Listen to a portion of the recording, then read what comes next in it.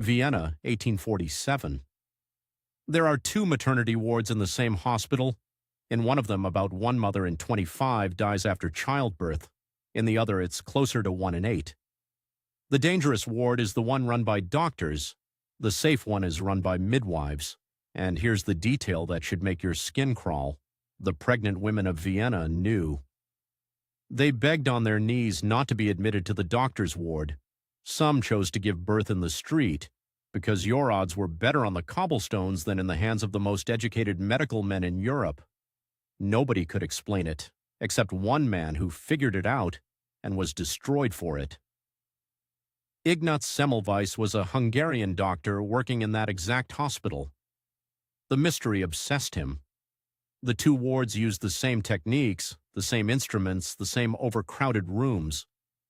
The only real difference was the staff. Midwives in the safe ward, doctors and medical students in the deadly one.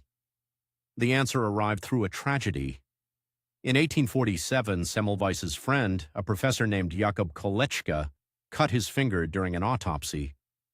Within days he was dead, and his autopsy revealed the same devastation Semmelweis kept seeing in the bodies of dead mothers, the same disease.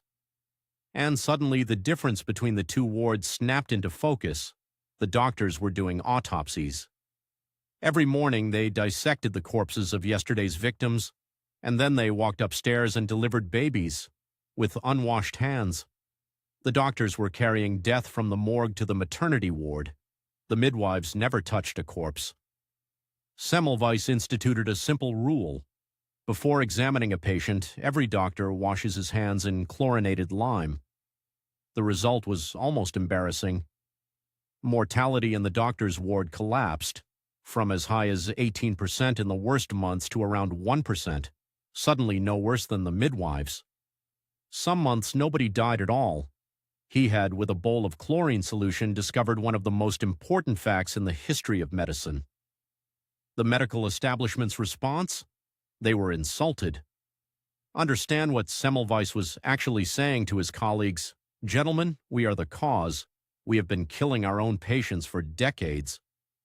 The most prestigious doctors in Europe were being told that their hands, a gentleman's hands, were filthy instruments of death by a junior Hungarian with no grand theory to explain the mechanism. Germ theory didn't exist yet. Semmelweis could prove the pattern but not the cause, and the establishment chose its pride over his numbers. The prevailing wisdom blamed miasmas, bad air, the alignment of unfortunate atmospheric conditions. Anything but the doctors themselves. He wasn't reappointed to his post. He went home to Hungary, where he ran a maternity ward with the same hand-washing rule and the same near-miraculous results, and it changed almost nothing in the wider world. The rejection slowly consumed him. In 1861, he published his life's work, and when the establishment shrugged again, he began writing open letters to Europe's leading obstetricians, calling them what, by his data, they were murderers. In 1865, his colleagues lured him to an asylum under a pretext. When he realized what was happening and tried to leave, the guards beat him. He died 2 weeks later at 47 from an infection in his wounds, killed by the very kind of invisible contamination he had spent his life fighting. Almost nobody attended the funeral, and then within a generation he was proven completely right. Louis Pasteur demonstrated that microscopic organisms cause disease. Joseph Lister transformed surgery with antiseptics. The mechanism Semmelweis couldn't name had a name now: germs. Today, the reflexive rejection of new evidence because it threatens the people in charge has its own name in psychology, the Semmelweis reflex. So the next time you watch someone dismiss inconvenient evidence, not because the numbers are wrong, but because accepting them would mean admitting fault, remember Vienna, 1847. The data was there. The solution cost pennies. The mothers kept dying for another 20 years anyway. Washing your hands takes 30 seconds.